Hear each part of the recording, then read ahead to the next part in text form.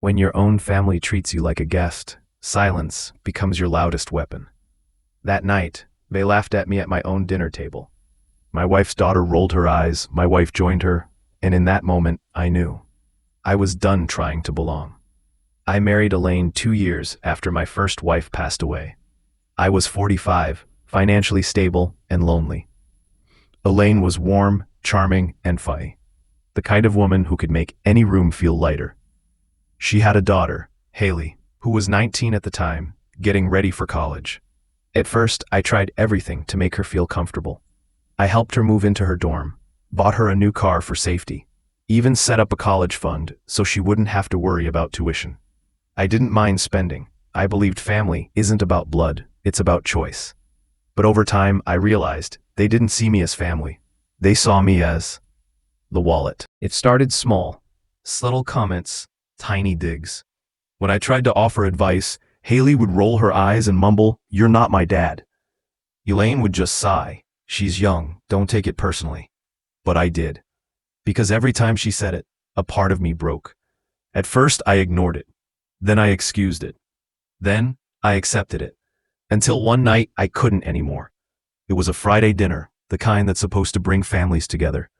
Elaine cooked, Haley was on her phone, and I came home early, excited to share the news that I'd been offered a major business contract.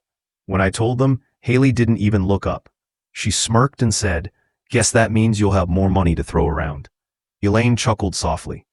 I thought she'd scold her daughter, but instead, she looked at me and said, "Don't take it seriously, she's just joking." The room went quiet.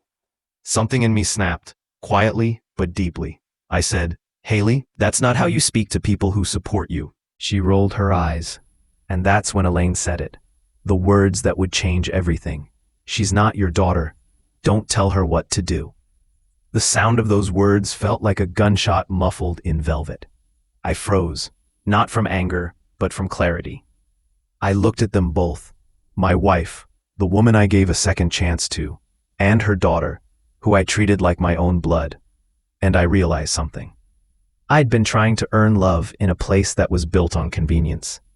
So I smiled. Not a fake smile. A real one. The kind that says, "I finally see the truth." And I finished my meal in silence. That night I didn't sleep. I sat in my office, looking at the framed photos. Vacations, holidays, smiling faces. All built on my effort, my patience, my money. And for what? To be told I'm not family? Around 3 a.m., I opened my laptop. First, I logged into the college account. The one paying Haley's tuition. A few clicks. A few confirmations. Closed. ... Then the car. Her name was on the title, but I was the owner. Repossessed. Next, the credit cards. Canceled. And finally, the house deed. Legally, it was mine before the marriage.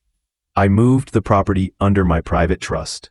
By 4 a.m., every financial tie connecting them to me was cut.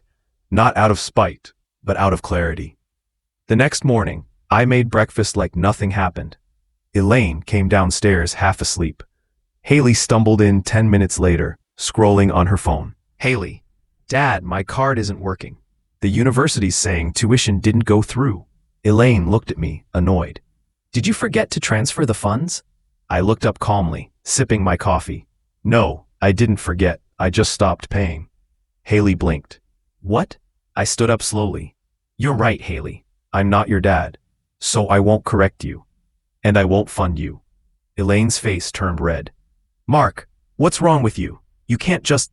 I cut her off. "No, Elaine. You can't just disrespect someone who built your comfort and expect it to last. You wanted independence? You've got it." Then I left for work, the calmest walk of my life. By evening, the calls started. Elaine first, yelling, crying, accusing. Then Haley, begging, promising to apologize. I didn't answer. That weekend, Elaine packed her things. She said she was leaving until I came to my senses. I didn't argue. I just nodded and said, "Take care." When she realized I wasn't going to chase her, she looked genuinely shocked. Because for the first time, I didn't care. Weeks passed. Silence. Peace. I spent my evenings at a local diner, chatting with people who actually listened. An older couple who ran the place told me, sometimes peace costs more than love. They were right. Elaine eventually came back, not for me, but because reality hit hard. The credit cards she'd maxed out were now in her name. The car payments too. And Haley? She had to take a student loan. They both learned how heavy life feels when comfort disappears. One day, months later, I got a letter. It was from Haley. I never realized how much you did for me. Mom always said you were just trying to control us, but now I see you were holding us together. I'm sorry for how I treated you. I hope you're doing okay. I read it 3 times. I didn't cry. I just smiled. The same calm smile I wore that night at dinner. Because the truth is, I didn't do any of it to hurt them. I just stopped rewarding disrespect. And sometimes the hardest form of revenge is simply walking away and letting them live with what they lost. Months later, I sold the house and moved to a smaller one near the coast. Peaceful mornings, quiet nights, a cup of coffee with no tension in the air. I even started mentoring young entrepreneurs again, people who valued my time and advice. Elaine reached out a few times after that, trying to talk, trying to reconnect. I was polite but distant, because once you've been treated like a stranger in your own home, you learn that silence isn't weakness, it's wisdom. They made me feel like a stranger in my own home. But the truth is, I was never really home to begin with. I built their comfort, and when I took it away, I finally found mine.